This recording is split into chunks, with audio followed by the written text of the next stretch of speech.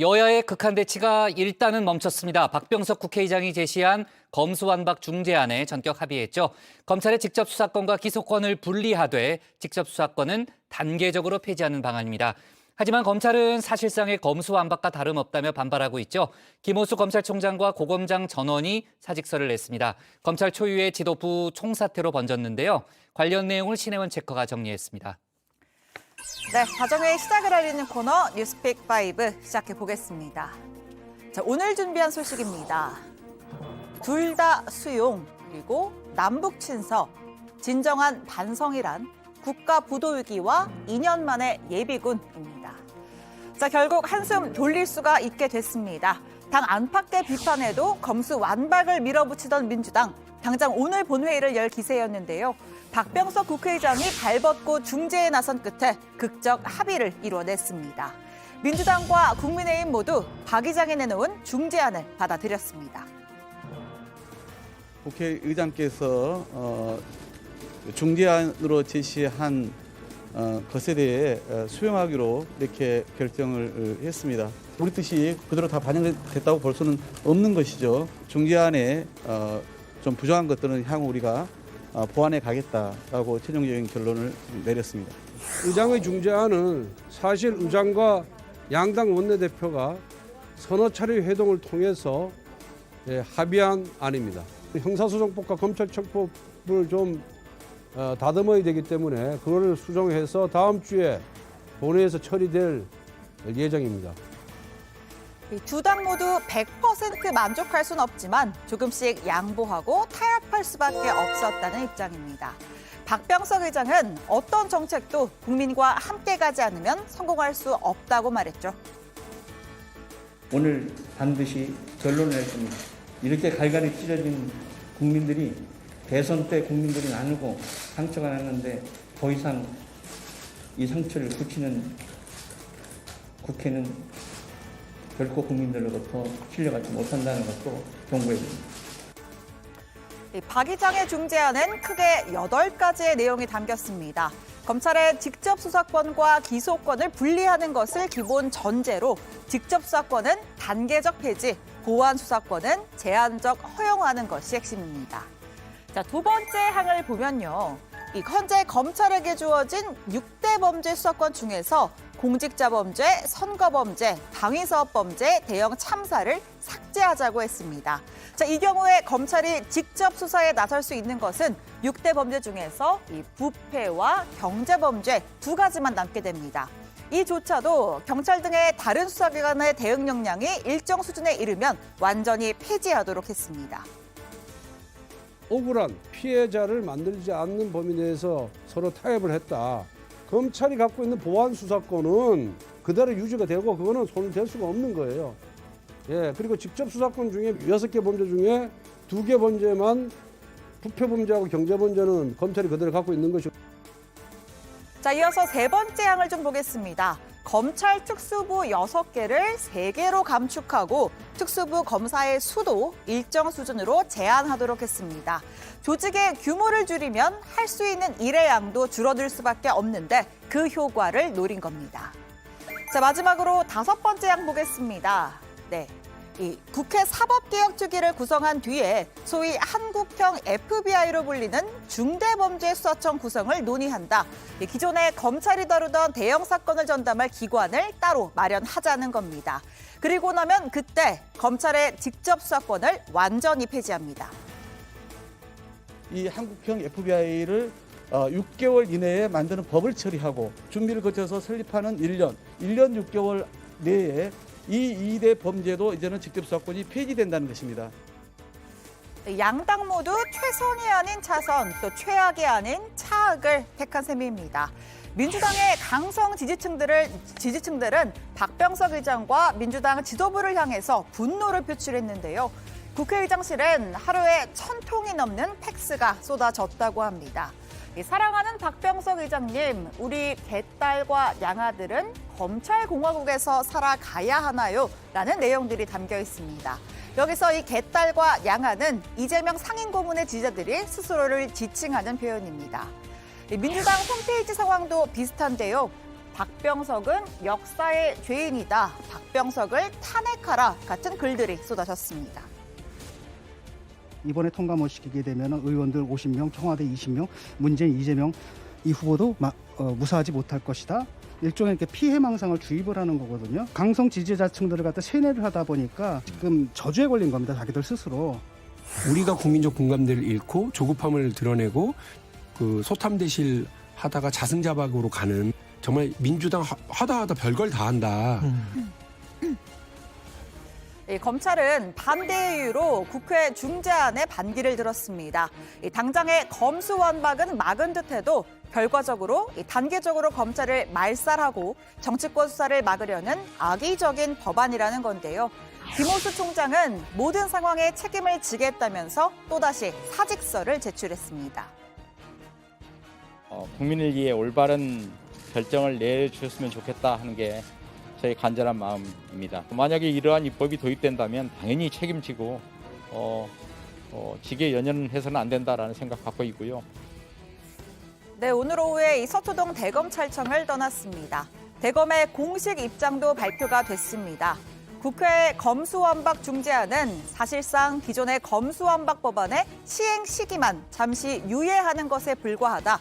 또 법안 추진 절차에도 심각한 문제가 있다면서 단호히 반대한다고 했습니다. 김호수 검찰총장뿐만 아니라 대검의 넘버2죠. 박성진 대검차장, 이성윤 서울고검장을 비롯한 전국의 고검장들도 일괄 사표를 냈습니다. 검찰 지휘부 초유의 총사퇴입니다. 검사의 두 눈을 가리고 손발을 묶어 범죄는 만연하되 범죄자는 없는 나라를 만들고 결국 범죄자들에게는 면죄부를, 피해자에게는 고통만을 가중시키는 범죄 방치법으로 전락할 것입니다. 네, 두 번째 픽 가겠습니다. 남북 친서입니다. 퇴임을 보름여 앞둔 문재인 대통령이 북한 김정은 위원장과 친서를 주고받았습니다. 임기 중 마지막 인사이자 작별 편지라고 볼 수 있겠죠. 문재인 대통령과 김정은 국무위원장은 지난 5년간을 회고하면서 상호 신뢰와 대화 속에 한반도 평화와 통일의 노력을 계속 기울여 나가고 있는 데 대해 공감하고 남북의 동포들에게도 모두 따뜻한 인사를 전했습니다. 이틀 전인 20일 문 대통령이 먼저 김정은 위원장에게 친서를 보냈고요. 하루 만인 어제 김 위원장의 답장이 도착했습니다. 문 대통령은 남북 대화가 희망했던 곳까지 이르지 못한 데 대한 아쉬움을 표했고 김 위원장은 지금처럼 변함없이 노력한다면 남북 관계가 얼마든지 발전할 수 있다고 화답했습니다. 문 대통령은 대화의 진전은 다음 정부의 몫이 되었으며 김 위원장이 한반도 평화라는 대의를 간직하며 남북 협력에 임해줄 것을 부탁했습니다. 김 위원장은 문 대통령을 잊지 않고 퇴임 후에도 변함없이 존경할 것이라고 했습니다. 자, 두 정상의 인연이 참 깊죠. 5년의 임기 동안 3차례의 남북 정상회담과 판문점 남북미 정상회담 등 역사적인 이벤트를 수차례 연출했습니다. 하지만 최근 남북 상황 그리 녹록지가 않습니다. 북한은 핵 모라토리엄을 깨고 대륙간 탄도미사일 ICBM을 발사했을 뿐만 아니라 풍계리 핵실험장 복구에도 여념이 없습니다. 또 얼마 전엔 금강산 관광지군의 남측 시설을 철거하는 등 마이웨이 행보를 이어갔는데요. 우리 정부 인사를 향한 노골적인 비난도 서슴지 않았습니다. 미친놈이다. 그리고 쓰레기이다. 동족끼리 불질을 하지 못해 몸살을 앓는 대결광이다. 자, 이번 친서 교환이 문 대통령과 김 위원장 간의 소통의 의미만을 담은 건 아닌 듯합니다. 인사는 문 대통령에게 했지만 메시지는 윤석열 당선인을 향해 있다는 건데요. 자, 이번 친서 교환 청와대가 아니라 북한이 먼저 공개를 했습니다. 비밀로 붙일 수 있었던 사실을 공개하면서 윤석열 정부의 반응을 살피려는 포석이 깔려 있다는 분석입니다. 김정은의 친서 중에는 반드시 문재인 대통령이 아니라 새 정부에서 듣기를 바라는 내용도 제법 있다고 판단이 돼요. 비핵화 진전이 우선이 돼야 되겠지만 기본적으로 남북관계 신뢰라든지 남북관계 진전이라든지 그런 부분은 매우 긍정적이라고 봅니다. 진정한 한반도의 평화와 번영은 북한의 비핵화와 남북관계 정상화를 통해서 이루어져야 한다는 것을 아마 우리 국민들께서도 많이 느끼고 계실 겁니다. 곧 출범을 앞둔 윤석열 정부, 남북 대화의 문은 언제든 열어둘 것이란 입장이지만 비핵화가 우선이라는 목표가 명확합니다. 통일 외교부 장관 두 후보자는 이 한반도 비핵화 없이 남북 관계만 정상화될 수는 없다고 강조했습니다. 자, 한편 이 문 대통령의 퇴임 후 남북 관계에서 모종의 역할을 할 수 있다는 관측도 나오는데요. 청와대 고위 관계자는 한반도 평화를 위해 국민의 한 사람뿐 아니라 전직 대통령으로서 역할이 있다면 하실 수 있지 않겠나라는 설명을 내놨습니다. 자, 세 번째 픽입니다. 진정한 반성이란? 네, 일본 기시다 총리가 올해도 A급 전범인 묻힌 야스쿠니 신사의 공물을 복납했습니다. 또 102명의 현역 국회의원들과 아베 전 총리 직접 참배에 나섰는데요.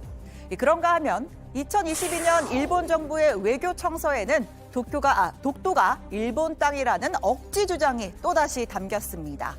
박진 외교부 장관 후보자는 한일 관계의 전제는 일본의 진정한 반성과 성찰이라고 강조했습니다. 한일 관계에 있어서 진정한 반성 그리고 또 겸허한 성찰 그런 자세를 보여줘야 한일 관계가 개선될 수 있을 것이라고 생각을 합니다. 자, 네 번째 픽입니다. 국가 부도 위기입니다. 러시아가 104년 만에 국가 부도를 눈앞에 두고 있습니다. 국제사회가 이 러시아 돈인 루블화를 받지 않으면서 국제 채무 불이행, 즉 디폴트 위기에 처한 겁니다. 유예 기간이 끝나는 5월 4일까지 달러로 이자를 내지 못하면 최종 부도 판정을 받게 되는데요. 자, 러시아는 국제 무대에서 계속 왕따가 되고 있습니다. 얼마 전 G20 회의에 이어서 국제통화금융위 회의장, 자, 러시아 대표가 발언을 하면 다른 나라가 집단 퇴장을 하는 사태가 반복되고 있습니다. 자, 마지막 픽입니다. 2년 만에 예비군인데요. 자, 코로나로부터의 일상 회복은 식당과 카페, 학교는 물론이고 군대에도 해당됩니다. 오는 6월 2일부터는 예비군 소집이 재개된다고 하는데요. 제가 이 조멘토와 박마커에게 좀 반응을 물어봤는데 이미 두 사람은 예비군 대상자가 끝났다고 합니다. 세월이 참 빠르죠. 자, 다음 주부터는 영화관에서 팝콘 그리고 KTX에서 도시락을 먹는 것도 가능해집니다. 음식을 먹을 때 빼고는 반드시 마스크 써야 하는 거 다들 잘 알고 계시죠? 내 건강은 내가 잘 지켜야겠습니다. 자, 금요일의 뉴스픽은 여기까지입니다. 들어가서 원픽 꼽죠. 뉴스픽 5였습니다.